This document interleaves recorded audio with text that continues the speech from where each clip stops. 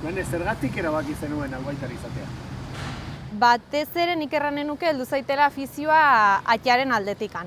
Atxak betidanik izan ditu animaliak itxian eta hortikan hartu nuen afizioa eta gero bera egia da abeltzaina dela eta nik gehiago profesionalizatu nuen albaitero aldera, bai. Bino bai, etxetikan, praktikamente. Zure kasuan, ja? Baina nire kasuan ez dakit oso ondo esaten, nire gurasua bilak izatez kaletarra dia edo eta ez daukagu ez genukan inungo erlazio landa munduakin, baina gu bizi ginen lekuan bai geunden baserriz inguratuta edo animaliz inguratuta. Eta nik uste pixka bat hortik atentzioa ditzen hasiztea izkiala batez ere behiak eta nahi nunik ganauzala izan. Baina etxian ez genukan ez lurrez inungo negozio hori montauta, gurasua pixat konbentziu ninduten karrera bat ikasteko lehengo, eta albaitaritza zen pixka bat, erlazio gehien zeukan abeltzaintzakin, eta hortik jo nuen albaitaritzara. Hori interesgarria da, erroten ari zaren arabera, pixka zure bokazioa ere, igual abeltzain izatearena ere bazen, hori oso bat dator albaitaritzak betidanik izan duen filosofia eta misioarekin ez, bere albaiteroek izate dute ganaduzaleen ikuspegi hori ez, zer iruditzen zaizu?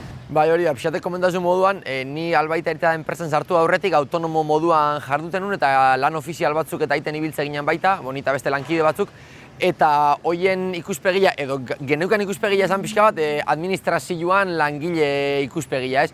Baina ni neuk beti sumatzen nun etzala hori nire lekua. Nik neuk baserritarran gertu nahi nuneon eta baserritarra eman zerbitzu hori, eta pixka bat albaitaritzan hori daiten duguna, baserritarrantzat, baserritarran gan pentsatuta eskaintzen du zerbitzu integral bat.